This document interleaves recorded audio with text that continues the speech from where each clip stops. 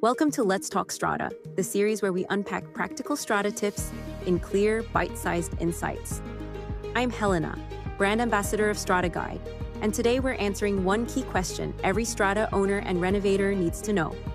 What renovation changes need approval, and why following the rules matters. Thinking of renovating your strata property? Not all changes are treated the same. Cosmetic updates like painting or changing cabinets usually don't need approval, but works that affect walls, flooring, plumbing, or common property often do. These rules exist to protect the building, your neighbors, and future owners. Before starting any renovation, always check your owner's corporation rules and get the right approval. It saves time, money, and disputes. Not sure where your renovation fits? Message Strata Guide or visit our page for clear advice before you start. That's it for now, and see you in the next one.